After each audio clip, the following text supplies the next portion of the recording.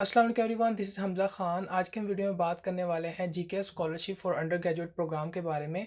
क्योंकि आप में से बहुत से लोग मुझे बार-बार कमेंट सेक्शन में पूछ रहे थे कि जो जीके स्कॉलरशिप है फॉर अंडर ग्रेजुएट प्रोग्राम वो कब ओपन होने वाली है, या उसके बारे में हम एक डिटेल वीडियो में एक्सप्लेन कर दें।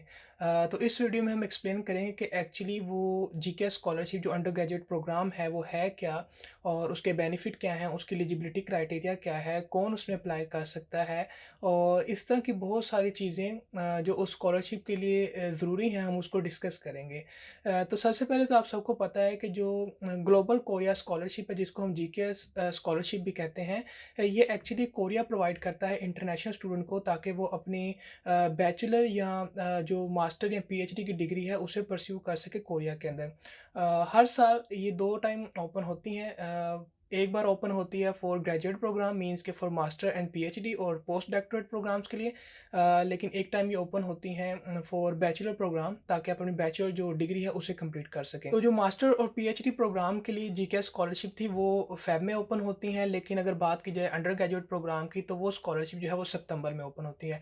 तो इट्स मीन कि जो undergraduate GK scholarship program है वो ओपन होने वाला है, और आपके पास ऑलमोस्ट अभी 4 मंथ है कि आप अपने आप को उस स्कॉलरशिप के लिए प्रिपेयर करें, ताकि ऑन टाइम आप उस स्कॉलरशिप की जो एप्लीकेशन है उसे सबमिट कर सकें। GK scholarship for under graduate जो प्रोग्राम है वो एक्चुअली बैचलर और एसोसिएट डिग्री प्रोग्राम जो स्टूडेंट जो हैं उनके लिए प्रोवाइड की जाती है। मीन्स कि अगर आप बैचलर डिग्री को परस्यू करना चाहते हैं या कोई एसोसिएट डिग्री है जिसे आप परस्यू करना चाहते हैं, तो इन 2 केसेस के अंदर आप जीकेएस जो स्कॉलरशिप है अंडर ग्रेजुएट प्रोग्राम, इसके अंदर अपने आप को एनरोल करवा सकते हैं। अगर बात की जाए तो ये एप्लीकेशन कब ओपन होती हैं, तो ये एप्लीकेशन सितंबर में ओपन होती हैं, might be in the mid of September, और इनकी जो डेडलाइन है वो तकरीबन अक्टूबर के फर्स्ट वीक या मिड ऑफ अक्टूबर तक कंटिन्यू रहती हैं।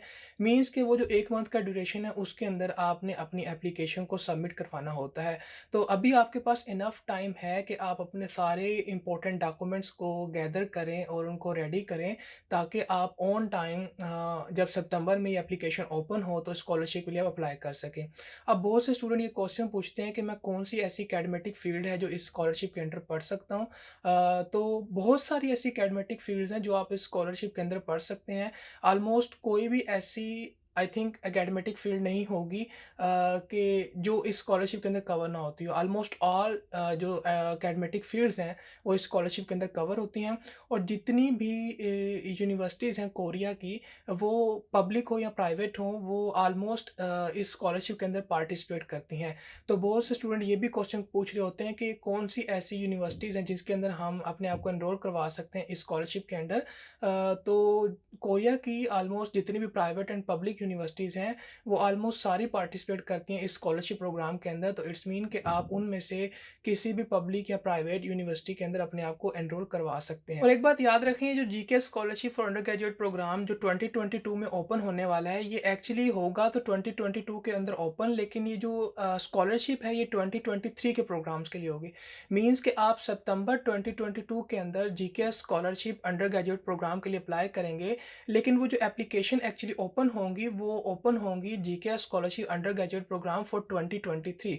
मीन्स के सितंबर में आप अप्लाई करेंगे और उसका रिजल्ट आते-आते 2023 आ जाएगा, और फिर 2023 के अंदर आप कोरिया के अंदर अपनी स्टडी के लिए जा सकते हैं। तो सबसे पहले अगर बात की जाए स्कॉलरशिप के बेनिफिट की, तो आपका जितनी भी ट्यूशन फ़ी होती है किसी भी डिग्री प्रोग्राम की, वो इस स्कॉलरशिप के अंदर वेव ऑफ हो जाती है। इसी के साथ-साथ आपका जो ट्रैवल एक्सपेंस होता है, मीन्स कि अपने कंट्री से कोरिया जाना, वो भी आपको वेव ऑफ हो जाता है। आपका कोरिया पहुँचने के बाद आपको एक जो सेटलमेंट होती है अलाउंस, वो भी मिलता है। मीन्स कि आप कोरिया के अंदर अपने आप को किसी अकोमोडेशन के लिए सेटल कर सकें, उसके लिए भी आपको अलाउंस मिलता है। इसी के साथ-साथ जब स्टूडेंट कोरिया पहुँचता है तो उसकी मेडिकल इंश्योरेंस भी करवाई जाती है। ये सारी चीज़ें जो हैं वो इस स्कॉलरशिप के अंदर कवर्ड होती हैं। मीन्स के स्टूडेंट को इन सब चीज़ों के लिए कुछ भी पे नहीं करना पड़ता। और सबसे मोस्ट इम्पोर्टेंट थिंग जो बेनिफिट में आती है स्कॉलरशिप के, वो ये कि स्टूडेंट को ये अपॉर्च्युनिटी मिलती है कि वो फ्री में कोरियन लैंग्वेज कोर्स को स्टडी कर सकता है इस स्कॉलरशिप के अंदर। मीन्स कि अगर आप बैचलर डिग्री के लिए अप्लाई करने जा रहे हैं, तो वैसे तो बैचलर डिग्री 4 इयर्स की होती है, लेकिन इस स्कॉलरशिप के अंदर आपको 5 इयर्स के लिए कोरिया के अंदर पढ़ना पड़ेगा। उसमें से 4 साल तो आपकी बैचलर डिग्री कंटिन्यू होगी, लेकिन उस 4 साल से पहले 1 साल का आपको कोरियन लैंग्वेज कोर्स करवाया जाएगा, जो कि फ्री ऑफ कॉस्ट होगा, और वो भी उसका भी जो एक्सपेंस है, वो जो कोरियन यूनिवर्सिटीज़ हैं या जो स्कॉलरशिप का इंस्टीट्यूशन है जिसे NIID कहते हैं, वो कवर अप करेगा। तो ये थे कुछ बेनिफिट इस स्कॉलरशिप के, अगर आप इस स्कॉलरशिप के लिए अप्लाई करने जा रहे हैं। एंड आई थिंक ये बेनिफिट इतने हैं कि आपको इतना मोटिवेट कर सकें कि आप इस स्कॉलरशिप के लिए अपने आप को प्रिपेयर करें। तो बेनिफिट तो इस स्कॉलरशिप के अब हो गया, लेकिन अब बात करते हैं एलिजिबिलिटी क्राइटेरिया के। मीन्स कि कौन से ऐसे स्टूडेंट हैं जो इस स्कॉलरशिप के लिए अपने आप को एलिजिबल कंसिडर कर सकते हैं। तो सबसे पहला जो एलिजिबिलिटी क्राइटेरिया वो ये कि अगर आप बैचलर या एसोसिएट डिग्री प्रोग्राम के लिए आ रहे हैं, तो आपकी एज 25 से ज़्यादा नहीं होनी चाहिए। इसी के साथ-साथ आपके पास कोरियन की जो नेशनैलिटी है वो नहीं होनी चाहिए। ना सिर्फ़ आपके पास, बल्कि जो आपके पेरेंट्स हैं उनके पास भी कोरियन नेशनैलिटी नहीं होनी चाहिए।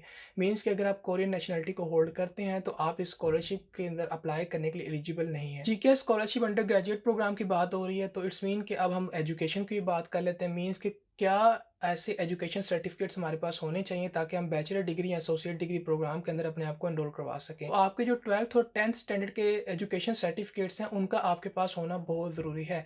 मीन्स कि FSC, अगर पाकिस्तान की बात की जाए तो FSC, और इसी तरह जो मैट्रिक के सर्टिफिकेट हैं, जो 2 साल कंप्लीट होने के बाद, यानी हम पास आउट जब होते हैं, उनका जो एक ऑफिशियल रिज़ल्ट हमें मिलता है, उन 2 रिज़ल्ट का हमारे पास होना बहुत ज़रूरी है अगर हम बैचलर के लिए एसोसिएट डिग्री प्रोग्राम के लिए अप्लाई करने जा रहे हैं। कुछ कंट्रीज़ में क्या होता है कि अगर आप बैचलर के लिए अप्लाई करने जा रहे हैं, तो उससे पहला जितना भी आपका एकेडमेटिक फील्ड होती है, उसके अंदर जो स्कोरिंग दी जाती है वो CGP के अंदर होता है। तो अगर आप 2.64 CGPA को होल्ड करते हैं आउट ऑफ 4, तो तब आप, ये एक मिनिमम क्राइटेरिया है कि इस स्कॉलरशिप के लिए एलिजिबल हैं। और अगर आपको CGPA वाली बात समझ नहीं आ रही, तो आपने ये चेकआउट करना है कि क्या आपके जो मार्क्स हैं वो 80% हैं।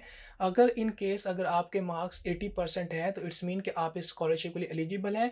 लेकिन इन केस अगर 80% नहीं है, तो आप फिर भी इस स्कॉलरशिप के लिए अप्लाई कर सकते हैं। लेकिन उसकी कंडीशन ये होगी कि आपको एक चीज़ सबमिट करवानी पड़ेगी, जिसमें ये लिखा होना चाहिए कि आप अपनी क्लास के अंदर जो टॉप स्टूडेंट हैं, उनकी लिस्ट में आते हैं। इस केस में क्या होगा कि आपको एक स्लाइड सा एज मिल जाएगा कि आप भी उस 80% जो मार्क्स स्टूडेंट होल्ड कर रहे हैं, उनकी कैटेगरी में आते हैं। इसी के साथ-साथ स्कॉलरशिप के लिए अपने आप को एलिजिबल करने के लिए ज़रूरी है कि आप हेल्दी होने चाहिए। मीन्स कि आप मेंटली और फिज़िकली फ़िट होने चाहिए। आपको मेंटली या फिज़िकली किसी भी किस्म का कोई हेल्थ इश्यू नहीं होना चाहिए। और इन केस अगर अल्लाह ना करे, खुदा ना ख़ास्ता किसी को ये प्रॉब्लम है, तो वो इस स्कॉलरशिप के लिए माइट भी एलिजिबल ना हो पाए। लेकिन अगर आप मेंटली और फिज़िकली फ़िट हैं, then you are ready to go, आप इस स्कॉलरशिप के लिए एलिजिबल हैं। तो ये कुछ चीज़ें हैं जिनको आपने अपने माइंड में रखना है, कि जिसके थ्रू ये पता चलेगा क्या आप इस स्कॉलरशिप के लिए एलिजिबल है भी कि नहीं। अभी तक हमने देखा इस स्कॉलरशिप के बेनिफिट के बारे में, फिर हमने देखा कि एलिजिबिलिटी क्राइटेरिया है क्या। तो अब सबसे मोस्ट इम्पोर्टेंट चीज़, अब मुझे ये भी पता चल गया है कि मैं इस स्कॉलरशिप के लिए एलिजिबल हूँ या नहीं। तो अब बात करते हैं ऐसे कौन से इंपॉर्टेंट डॉक्यूमेंट्स हैं जिनका होना हमारे पास बहुत ज़रूरी है, या वो डॉक्यूमेंट्स ऐसे कौन से हैं जिसको हम स्कॉलरशिप में सबमिट करवाते हैं, ताकि हमारी जो सिलेक्शन का प्रोसीजर है उसको स्टार्ट किया जा सके। तो रिक्वायर्ड डॉक्यूमेंट की लिस्ट के अंदर जो सबसे पहला डॉक्यूमेंट है, मैंने पहले ही बताया कि अगर आप बैचलर या एसोसिएट डिग्री प्रोग्राम के लिए जा रहे हैं, तो आपके जो एजुकेशन के सर्टिफिकेट्स हैं उनका होना बहुत ज़रूरी है। मीन्स कि आपके 12th स्टैंडर्ड के पासिंग आउट सर्टिफिकेट और आपका 10th स्टैंडर्ड का पासिंग आउट सर्टिफिकेट आपके पास होना बहुत ज़रूरी है। और इन दोनों सर्टिफिकेट का रिस्पेक्टिव बोर्ड से वेरीफाई होना भी बहुत ज़रूरी है। अब आपने ये देखना है क्या आप अपोस्टाइल कंट्री की लिस्ट में आते हैं कि नहीं। अगर तो आते हैं तो उनको अपोस्टाइल करवाना है, और अगर आप अपोस्टाइल कंट्री की लिस्ट में नहीं आते, देन आपने उनको कंसोलर कंफर्म करवाना है। वो लोग जिन्हें ये नहीं पता कि ये अपोस्टाइलेशन या कंसोलर कंफर्म डॉक्यूमेंट है क्या, या किस तरह से करवाए जाते हैं, तो मैंने ये कंप्लीट में एक पूरी वीडियो के थ्रू ये एक्सप्लेन किया है कि अपोस्टाइल डॉक्यूमेंट्स कौन से होते हैं और कंसोलर कंफर्म डॉक्यूमेंट्स कौन से होते हैं, और इनको करवाने का प्रोसीजर क्या होता है। एजुकेशन सर्टिफिकेट के बाद आपको एप्लीकेशन फॉर्म चाहिए, मीन्स की स्कॉलरशिप का एप्लीकेशन फॉर्म, जो कि आपको एम्बेसी की वेबसाइट या स्टडी इन कोरिया की ऑफिशियल वेबसाइट से मिल सकता है। इसी के साथ साथ आपको मेडिकल असेसमेंट फॉर्म चाहिए जिसमें आप ये चीज़ राइट डाउन करते हैं, ये चेकआउट करवाते हैं कि मैं मेंटली और फिज़िकली फ़िट हूँ, मुझे किसी भी किस्म का हेल्थ इश्यू नहीं है। इसी के साथ-साथ एप्लीकेंट एग्रीमेंट फॉर्म जिसके अंदर एप्लीकेंट जो है वो एग्रीमेंट करता है उन टर्म्स एंड कंडीशन से जो कि इस स्कॉलरशिप को एक्चुअली रूल ओवर करती हैं। मीन्स के कौन से ऐसे टर्म्स एंड कंडीशंस हैं जिनको मुझे फॉलो करना पड़ेगा अगर मैं स्कॉलरशिप के अंदर एनरोल करने जा रहा हूँ। फिर आपके पास पर्सनल स्टेटमेंट का होना बहुत ज़रूरी है।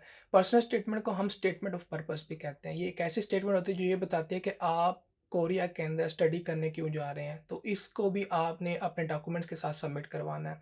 Then most important thing study plan. Study plan को हम समटाइम्स रिसर्च प्लान भी कहते हैं। मीन्स के रिसर्च प्रपोज़ल भी इसे कहा जा सकता है। तो स्टडी प्लान में आप क्या करते हैं कि आप डिटेल में ये बताते हैं कि अगर आप 4 साल के लिए कोरिया जा रहे हैं बैचलर के लिए, तो उन 4 साल के अंदर आपका स्टडी का प्लान क्या होगा, आप किस टाइम पर क्या करेंगे, कौन से सेमेस्टर में किन चीज़ों को, किन गोल्स को अचीव करने की कोशिश करेंगे और इसी के साथ-साथ थ्रू आउट 4 ईयर आपका एक जो स्टडी का शेड्यूल है वो क्या होने वाला है, वो आप इस स्टडी प्लान के अंदर बताते हैं। तो अब कुछ स्टूडेंट को अगर ये नहीं पता कि स्टडी प्लान है क्या, इसे किस तरह से लिखते हैं, तो इसके ऊपर भी मैंने एक डिटेल में वीडियो बनाई हुई है। आप उसे जाकर चेकआउट कर सकते हैं। आई होप कि जब आप उस वीडियो को देख लेंगे तो उसके बाद एक आप अच्छा स्टडी प्लान लिख सकते हैं जो कि आपकी स्कॉलरशिप की सिलेक्शन के अंदर आपको हेल्पफुल हो सकता है। और याद रखने जो स्टडी प्लान होता है वो स्कॉलरशिप की सिलेक्शन के अंदर बहुत इंपॉर्टेंट रोल प्ले करता है। मीन्स कि अगर आपके 80% मार्क्स नहीं भी हैं, फॉर एग्जांपल किसी के 77% हैं या 78% या 75% है, तो इस केस में अगर आपका स्टडी प्लान बहुत अच्छा है, बहुत स्ट्रॉन्ग है, तो आपके सिलेक्शन के चांसेस बहुत ज़्यादा बढ़ जाते हैं। तो कोशिश करनी है कि आपका जो स्टडी प्लान है, उसको आपने बहुत अच्छी तरह से लिखना है। एक और जो मोस्ट इंपॉर्टेंट डॉक्यूमेंट आपको सबमिट करवाना पड़ता है स्कॉलरशिप के डॉक्यूमेंट्स के साथ, वो होता है लेटर ऑफ रिकमेंडेशन। अब लेटर ऑफ रिकमेंडेशन आप अपने टीचर से भी ले सकते हैं, आप अपने सुपरवाइज़र से भी ले सकते हैं। समटाइम्स क्या होता है स्टूडेंट ये क्वेश्चंस करते हैं कि अगर हमारा जो हमारा प्रीवियस स्कूल है या प्रीवियस सुपरवाइज़र है, उसके साथ हमारा इन कॉन्टैक्ट हम नहीं है या उसके साथ हमारा कोई कॉन्टैक्ट नहीं है, तो उस केस में तो हम लेटर ऑफ रिकमेंडेशन किससे लें? तो आप लेटर ऑफ रिकमेंडेशन किसी भी पर्सन से ले सकते हैं, लेकिन कोशिश करनी है जो पर्सन आपके लेटर ऑफ रिकमेंडेशन लिख रहा है, उसके साथ आपने कहीं न कहीं कुछ ड्यूरेशन के लिए काम किया हो, या तो उसने आपको सुपरवाइज़ किया हो या वो आपका टीचर हो, या वो आपका वो पर्सन भी हो सकता है जहाँ पर आप कहीं जॉब कर रहे हैं।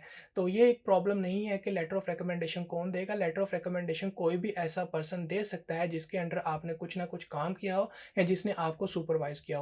पहले क्या होता था कि 2 लेटर ऑफ रिकमेंडेशन को सबमिट करवाया जाता था, लेकिन प्रीवियस ईयर 2022 के अंदर मीन्स के दिस ईयर जो अब स्टूडेंट कोरिया में जा चुके हैं, जिनको 2021 में एप्लीकेशन जिन्होंने सबमिट करवाई थी, उनको ये कहा गया था कि आपने 1 लेटर ऑफ रिकमेंडेशन को सबमिट करवाना है। लेकिन उससे पहले क्या होता था कि 2 लेटर ऑफ रिकमेंडेशन को सबमिट करवाया जाता था। तो आई होप कि इस साल भी जब 2022 के अंदर एप्लीकेशन ओपन होंगी 2023 के लिए, तो इसके अंदर भी एक ही लेटर ऑफ रिकमेंडेशन जो है वो रिक्वायर्ड होगा। तो कोशिश करें इस लेटर ऑफ रिकमेंडेशन को सितंबर से पहले-पहले अरेंज करके रख लें ताकि वहाँ पर जाकर आपको डिले ना फेस करना पड़े और ना ही कोई प्रॉब्लम हो। इस स्कॉलरशिप के लिए एक जो इम्पोर्टेंट डॉक्यूमेंट होता है वो ये कि आपने अब प्रूफ देना होता है कि आप कोरियन के सिटीज़नशिप नहीं है और ना ही आप और ना ही आपके पेरेंट्स। तो उसका आपको कोई ना कोई प्रूफ सबमिट करवाना पड़ेगा। उस प्रूफ के साथ-साथ एक और प्रूफ देना पड़ता है आपकी एज का, कि आप 25 इयर्स एज से ज़्यादा नहीं हैं। तो बाकी कंट्रीज़ में आप कुछ भी ये फैमिली रजिस्ट्रेशन सर्टिफ़िकेट भी होगा, उसको यूज़ कर सकते हैं, लेकिन पाकिस्तान में फैमिली रजिस्ट्रेशन सर्टिफ़िकेट जो है वो बेस्ट ऑप्शन है।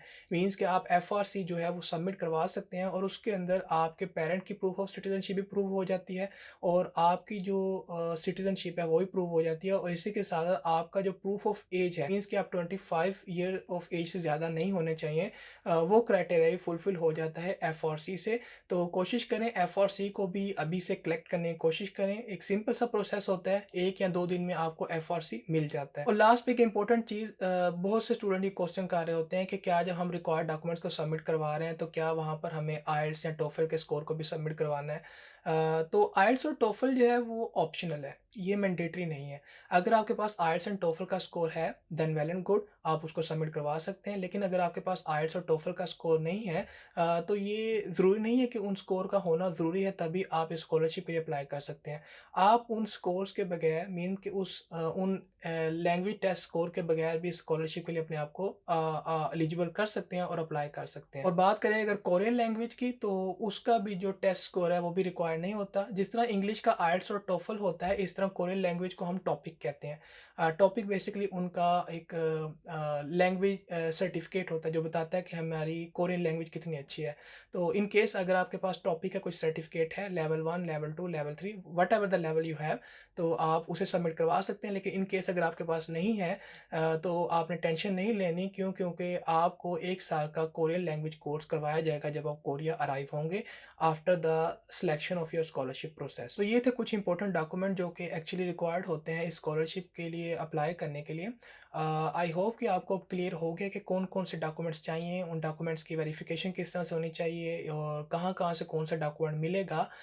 तो अब बात कर लेते हैं, हमने ये भी देख लिया कि बेनिफिट्स क्या हैं स्कॉलरशिप के, हमने ये भी देख लिया कि एलिजिबिलिटी क्राइटेरिया क्या है, हमने ये भी देख लिया कि डॉक्यूमेंट कौन से रिक्वायर्ड होते हैं। अब सबसे मोस्ट इंपॉर्टेंट चीज़ कि इस स्कॉलरशिप को अप्लाई करने का एप्लीकेशन प्रोसीजर है क्या? मीन्स कि मुझे ये चीज़ कहाँ सबमिट करवानी है? क्या क्या क्या कोई ऑनलाइन प्रोसेस होगा या मुझे किसी यूनिवर्सिटी के अंदर इन चीज़ों को सबमिट करवाना है? तो पहली बात तो आपने अपने माइंड में रखनी है कि जीकेएस स्कॉलरशिप को अप्लाई करने का जो प्रोसीजर है वो ऑनलाइन नहीं है और किसी भी किस्म की आपको इसकी एप्लीकेशन फ़ी नहीं पे करनी पड़ती।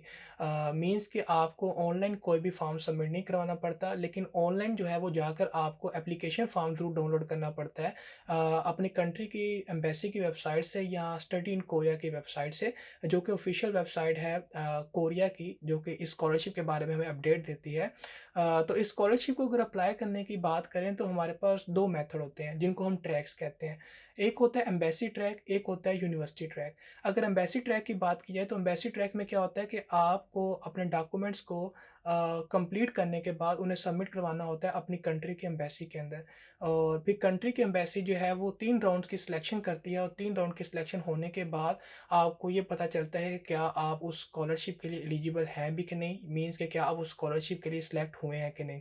लेकिन अगर बात की जाए यूनिवर्सिटी ट्रैक की, तो यूनिवर्सिटी ट्रैक में क्या होता है कि आपको अपने डॉक्यूमेंट्स जो हैं वो एम्बेसी में सबमिट नहीं करवाने पड़ते, बल्कि उन डॉक्यूमेंट्स को आपको कोरिया की जो आपकी डिज़ायर्ड यूनिवर्सिटी है जिसमें आप एडमिशन लेना चाहते हैं, उसमें आपको उन्हें कोरियर के थ्रू सेंड करते हैं। फिर वो यूनिवर्सिटी जो है वो 2 राउंड की सिलेक्शन हो जाने के बाद ये बताती है कि क्या आप उस स्कॉलरशिप के लिए सिलेक्टेड हुए हैं कि नहीं। और एक इम्पोर्टेंट बात यहाँ पर याद रखनी है वो ये कि जो एम्बेसी ट्रैक होता है उसकी डेडलाइन यूजुअली कम होती है, लेकिन यूनिवर्सिटी ट्रैक की डेडलाइन थोड़ी ज़्यादा होती है। और इसी के साथ-साथ जब आप एम्बेसी ट्रैक के थ्रू अप्लाई करने लगेंगे तो आपने क्या करना है कि आपने अपने जो डॉक्यूमेंट हैं कभी भी उनको ओरिजिनल सेंड नहीं करना, दोनों ट्रैक के अंदर। यूनिवर्सिटी ट्रैक के अंदर भी और एम्बेसी ट्रैक के अंदर भी अपने कोई भी ओरिजिनल डॉक्यूमेंट्स को आपने सबमिट नहीं करवाना, बल्कि ओरिजिनल डॉक्यूमेंट को अपोस्टाइल करवाना है या कंसोलर कन्फर्म करवाना है, देन उन अपोस्टाइल और कंसोलर कन्फर्म डॉक्यूमेंट को सबमिट करवाना है, बल्कि ओरिजिनल डॉक्यूमेंट को सबमिट नहीं करवाना। और अगर बात की जाए एम्बेसी ट्रैक की, तो यहाँ पर एक बात आपने याद रखनी है कि एम्बेसी ट्रैक के अंदर आपको 4 सेट डॉक्यूमेंट के सबमिट करवाने पड़ते हैं। मीन्स कि एक तो ओरिजिनल जो डॉक्यूमेंट है, जब आप उनको अपोस्टाइल और कंसोलर कन्फर्म करवा लेंगे, तो उन ओरिजिनल अपोस्टाइल और कंसोलर कन्फर्म डॉक्यूमेंट की आपने फ़ोटोकॉपी करवानी है। फ़ोटोकॉपी करवाने के बाद किसी से भी उनको नोटराइज़ करवा लेना है, उन फ़ोटोकॉपीड को, और कलर फ़ोटोकॉपी करवानी है, ये बात याद रखनी है। तो नोटराइज़ करवाने के बाद फिर उनकी 3 सेट बनवाने हैं आपने कलर्ड कॉपी के बगैर वाले। तो इट्स मीन कि एक हमारे पास कलर्ड कॉपी का सेट जो कि नोटराइज़ होगा, और फिर उस नोटराइज़ कलर्ड कॉपी जो सेट ऑफ डॉक्यूमेंट है उनके 3 ब्लैक एंड व्हाइट यानी नॉर्मल जो फ़ोटोकॉपीज़ हमारे पास होती हैं वो 3 सेट। फिर इन 4 सेट को आपने एम्बेसी ट्रैक के थ्रू सबमिट करवाना होता है। लेकिन अगर बात की जाए यूनिवर्सिटी ट्रैक के अंदर, तो वहाँ पर सिर्फ़ आपको जो ओरिजिनल अपोस्टाइल और कंसोलर कन्फर्म डॉक्यूमेंट होते हैं उनकी सिर्फ़ आपने कलर्ड फ़ोटोकॉपी करवानी है और उनको नोटराइज़ या अटेस्ट करवा कर डायरेक्ट यूनिवर्सिटी के अंदर सबमिट करवाना था थ्रू कोरियर। अब बहुत से स्टूडेंट कंफ्यूज होते हैं कि कौन सा ऑप्शन बेस्ट है, क्या एम्बेसी ट्रैक या यूनिवर्सिटी ट्रैक। मैं बार बार ये बता चुका हूँ कि दोनों ट्रैक के अपने बेनिफिट हैं, लेकिन अगर बात की जाए तो यूनिवर्सिटी ट्रैक की, तो यूनिवर्सिटी ट्रैक के अंदर बेनिफिट सिर्फ इतना होता है कि आपको ज़्यादा राउंड क्लियर नहीं करने पड़ते, 2 राउंड में आपकी सिलेक्शन होती है। लेकिन एम्बेसी ट्रैक में क्या होता है कि 3 राउंड के अंदर आपकी सिलेक्शन होती है। और अगर एम्बेसी ट्रैक के बेनिफिट की बात की तो वहाँ पर आपके पास ये बेनिफिट होता है कि आप 3 यूनिवर्सिटी के अंदर अप्लाई कर सकते हैं। मीन्स कि आप 3 यूनिवर्सिटीज़ के ऑप्शन एम्बेसी को सबमिट प्रोवाइड करवाते हैं। फिर जौन-सी यूनिवर्सिटी देखती है कि आप उस यूनिवर्सिटी के लिए एलिजिबल हैं कि नहीं, वो यूनिवर्सिटी आपको रख लेती है। लेकिन अगर यूनिवर्सिटी ट्रैक की बात की है तो वहाँ पर आप सिर्फ़ एक यूनिवर्सिटी में अप्लाई कर रहे हो, तो इन केस अल्लाह ना करे अगर वहाँ पर आपकी सिलेक्शन नहीं हो पाती तो आपकी एप्लीकेशन को रिजेक्ट कर दिया जाता है। लेकिन एम्बेसी ट्रैक के अंदर आपके पास 3 ऑप्शन होते हैं कि आप उस स्कॉलरशिप के अंदर सेलेक्ट हो सकें। इट्स मीन कि एम्बेसी ट्रैक के अंदर आपके थोड़े स्ट्रॉन्ग चांसेस होते हैं इस स्कॉलरशिप की सिलेक्शन के लिए। और एक बात इम्पोर्टेंट लास्ट पर जो आपने याद रखनी है वो ये कि ये नहीं करना कि आपने एम्बेसी ट्रैक के थ्रू भी स्कॉलरशिप के लिए अप्लाई कर दिया और यूनिवर्सिटी ट्रैक के थ्रू भी अप्लाई कर दिया। अगर आप इन दोनों ट्रैक के थ्रू स्कॉलरशिप के लिए अप्लाई करेंगे तो आपकी इस एप्लीकेशन को रिजेक्ट कर दिया जाएगा। आपके मुताबिक तो शायद ये लग रहा है कि उन्हें ये बात पता नहीं चलेगी, लेकिन जब उनके पास एप्लीकेशंस पहुँचती हैं, वो एप्लीकेशन को रिसीव करते हैं, तो जो NIIED है, ये इंस्टीट्यूशन उन सारी एप्लीकेशन को रिव्यू करता है। रिव्यू करने के बाद अगर इन केस एक स्टूडेंट ने दोनों ट्रैक से अप्लाई किया हुआ है, यहाँ 2 एप्लीकेशन एक ही पर्सन के रिसीव हो रही हैं, जितना मर्ज़ी अच्छा आपका पोर्टफोलियो हो, वो आपकी एप्लीकेशन को फ़ौरन रिजेक्ट कर देते हैं। तो कोशिश करनी है, जौन-सा भी ट्रैक के थ्रू अप्लाई करना है, एक ट्रैक के थ्रू अप्लाई करना है। ये नहीं करना कि दोनों ट्रैक के थ्रू अप्लाई कर दें। तो that's all from today video. I hope कि मैं आपको GKS scholarship for undergraduate program 2023 के बारे में क्लियर कर पाया। इनकी एप्लीकेशन अगेन बता रहा हूँ कि 2022 में ओपन होंगी, लेकिन ये एप्लीकेशन 2023 के लिए होंगी, मीन कि सितंबर में आप अप्लाई करेंगे और 2023 के अंदर जाकर आपके जो है वो यूनिवर्सिटी के अंदर जॉइनिंग होगी कोरिया के अंदर।